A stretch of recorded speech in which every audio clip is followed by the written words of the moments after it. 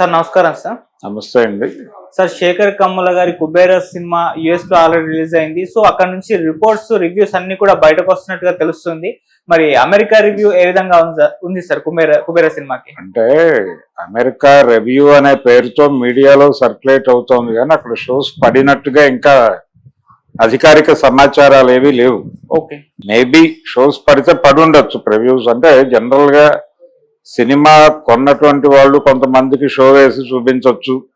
ఇలాంటిది ఏదో జరిగింది, మొత్తానికి ప్రీమియర్ ఏదో జరిగింది. అక్కడ ఒక ప్రీమియర్ చూసి బయటకు వచ్చినటువంటి ప్రేక్షకుల అభిప్రాయాలన్నీ క్రోడీకరించి ఒక రివ్యూ రూపంలో ప్రపంచం ముందు ఉంచే ప్రయత్నం మీడియా చేసింది. దాని ఇన్ఫ్లుయెన్స్ తో అంటే ట్విట్టర్ లోను రకరకాల చోట్ల తమ అభిప్రాయాలు చెప్పినవి అన్ని కలిపి ఒక ఒపీనియన్ కి తీసుకొచ్చి రాసినటువంటి ఒక రివ్యూ ప్రకారం ఈ సినిమా అంత ఎఫెక్టివ్ గా అనిపించలేదు, శేఖర్ కమ్ముల మార్క్ ఏమీ లేదు దీనిలో అనేది, అంటే కొంచెం రొటీన్ గా అనిపించింది సినిమా అనే అభిప్రాయం అయితే ఎక్కువ మంది చెప్పినట్టుగా తెలుస్తోంది. అక్కడి నుంచి అంటే రేపు సినిమా ఇక్కడ రిలీజ్ అవబోతోంది. రిలీజ్ అయిన తర్వాత ఒపీనియన్ మారితే మారొచ్చు. ఇది వాళ్ళు వ్యక్తం చేసినటువంటి అభిప్రాయం. అంటే రెండు క్యారెక్టర్స్, నాగార్జున అలాగే ధనుష్ చేసినటువంటి క్యారెక్టర్లే కీలకం దీనిలో.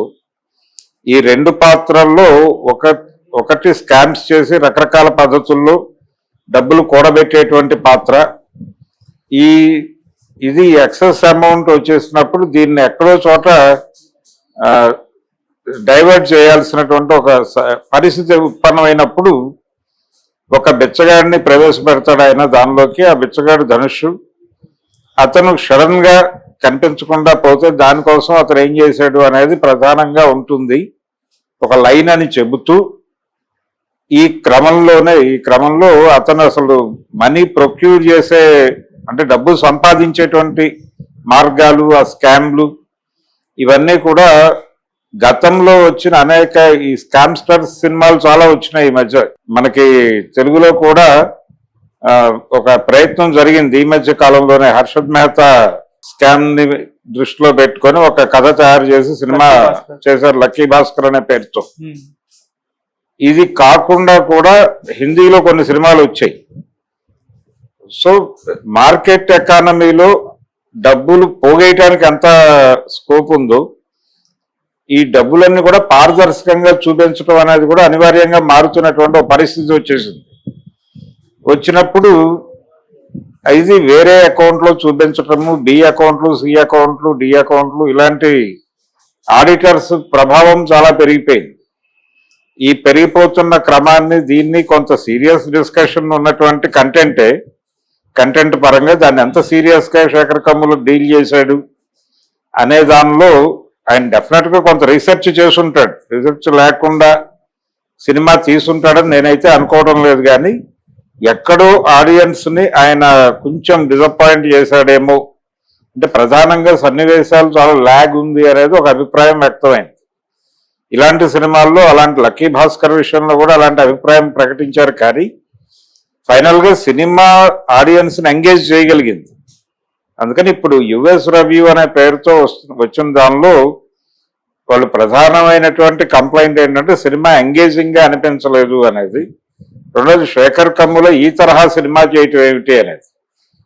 ఇందులో చాలా మంది అంటే major opinion Sekhar Kammula love stories చేస్తే బాగుంటుంది అని. ఇది ప్రతి సందర్భంలోనూ ఏ డైరెక్టర్ అయినా ఒక కొత్త తరహా కథ అటెంప్ట్ చేసిన ప్రతిసారి ఇది ఇతని కప్ ఆఫ్ టీ కాదు అని మాట్లాడే వాళ్ళ సంఖ్య అపరిమితంగా ఉంటుంది.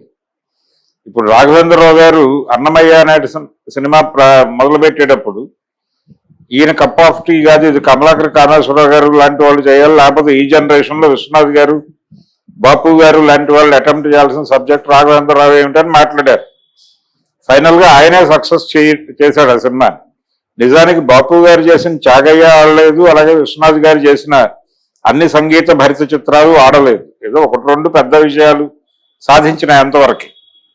కాబట్టి ఇది ఫలానా డైరెక్టర్ ఈ తరహా సినిమాలే తీయాలి అని అనుకున్న వాళ్ళకి ఏదైనా కొంచెం ఇబ్బంది కలిగితే కలిగి ఉండొచ్చేమో. కానీ ఓవరాల్ గా తను కొత్త తరహా కథలు చెప్పడానికి ఒక ప్రయత్నం అయితే చేస్తాడు శేఖర్ కమ్ముల.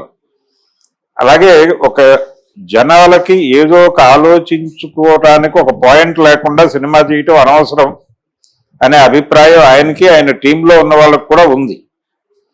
అందుకని కొత్త తరహా కథ కోసమే డెఫినెట్ గా ప్రయత్నం చేసుకుంటారు. అది ఎక్కడో డైజెస్ట్ అవటం దగ్గర ఎక్కడో చిన్న ప్రాబ్లం ఉన్న వాళ్ళందరూ కలిసి ఒక చోట ఎక్కడో అభిప్రాయం పెడితే ఆ అభిప్రాయం ఆధారంగా తయారైనటువంటి రివ్యూగానే చూస్తున్నాను దీన్ని. రేపు తెలుగు ప్రేక్షకులు ఆ సినిమా చూసిన తర్వాత రేపు ఉదయం మార్నింగ్ 8 o'clock నుంచి షోస్ ఉన్నాయి.